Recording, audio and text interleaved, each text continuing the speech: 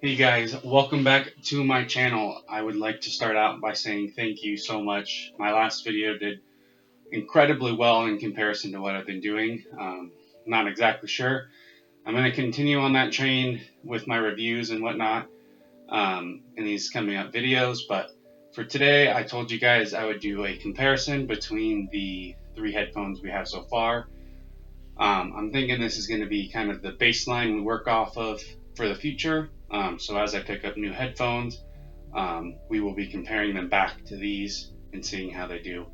Um, so for example, I picked up a pair of Aftershokz Titaniums.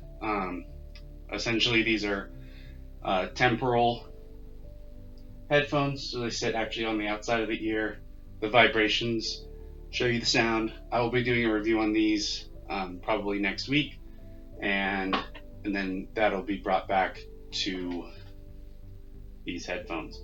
So we're gonna kind of bring this down. We're gonna talk about all three headphones, kind of an overview, and then I'll say some caveats as well, and what I think about each, what they could do better. Yeah. So let's bring it down. Alrighty, so we are bringing it down here. Just as a recap, we have the Jlab J-Buds here, the Jabra 65Ts, and the Bose Sound Sports. There we go. So quick overview. Bose, significantly the most expensive ones. These are scraping that $200 mark. The Jabra 65Ts, they MSRP at like I want to say 150-ish, but they're typically on sale. These were on a great sale when I got them. Right now, currently, I think they're on a small sale, about $20 off. And then the Jlab J-Buds, I do want to point out, as this guy pointed out in my review of these, there is the icon versions of these, which are essentially the same thing, but they have some gold on them. The labeling here and stuff is gold. Every problem I pretty much had with these, other than sound quality, was fixed in those icon ones. So my problem was that these buttons, when they're in your ear, can be kind of difficult to push. It almost feels like it's pushing it all the way up into your ear. With the icon versions, I believe these are supposed to be touch buttons rather than full press. They actually extended the battery life, which was already great on these. They also fixed the issue of having the one ear being connected to the other. So they had it so the left ear connects to the right ear, and then the right ear connects to your phone. That's how these are set up. The icons fix that problem, and they independently pair, so you can use your right or your left no matter what. That's probably the nicest feature. I don't even think there's a price difference as of right now between the regular and the icons. If there is, it's pretty minimal, and I would honestly say, based on what I've heard with these, just go get the icons. They have those extra features, and I think it really is going to be a little bit of an upgrade. Regardless of that, these are my cheap Jlab headphones. They're about $50 MSRP. Usually they're on a pretty okay sale, 10 to $15 off. So these are a great pickup. The Jabras being the middle,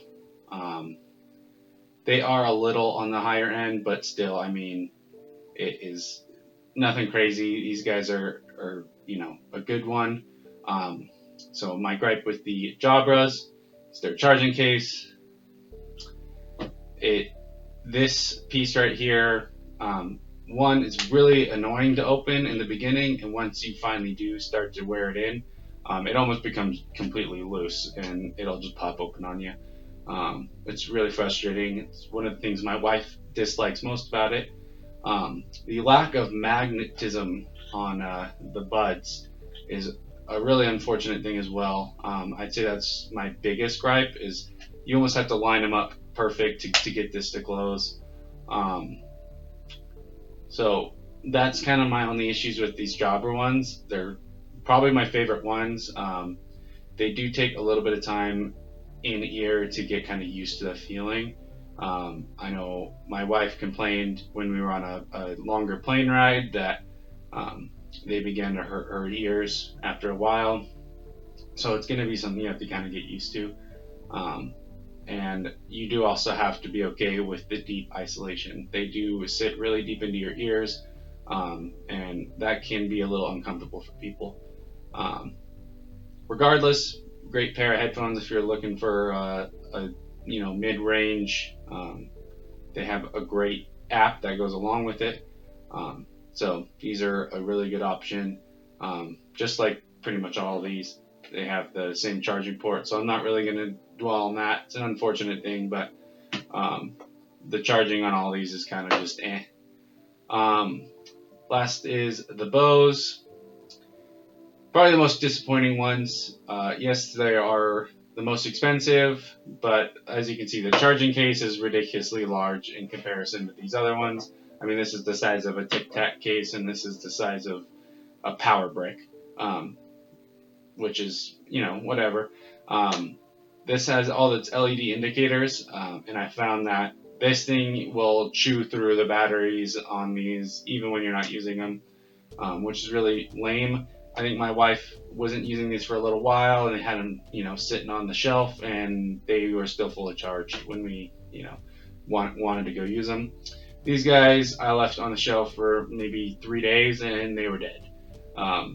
For some reason, it's got an issue with like power bleed.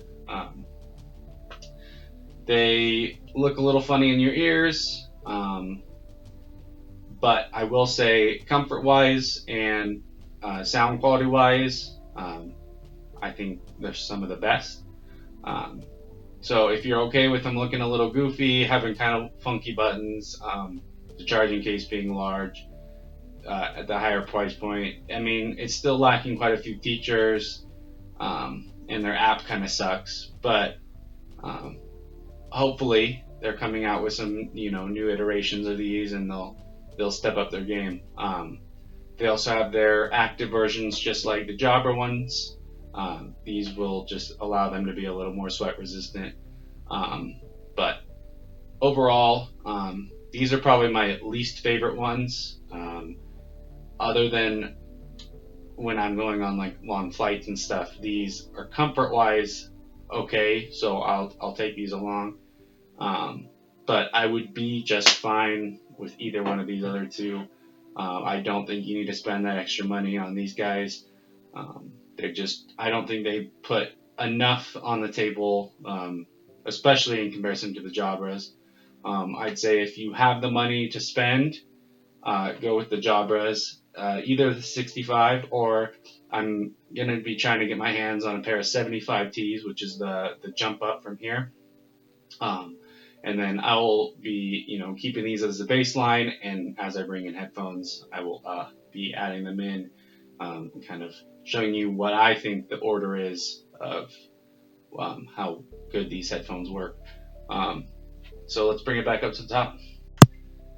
All right, so with all that being said, this was kind of just a brief overview. I would say if you guys are looking at any one of these in particular, go back and watch my original reviews of them. I just wanted this as kind of a baseline, so I can send any future viewers of the other reviews back to this video, so that we can kind of give them a baseline of where I felt about these, and then I will be able to compare. So thank you guys for watching. Honestly, thank you guys so much. My last video was amazing. I broke 1,000 views in just almost a week and a half, I think, which is great compared to what I was doing. So thank you guys. Like, subscribe, comment. I love responding to your guys' comments. Honestly, it's a ton of fun.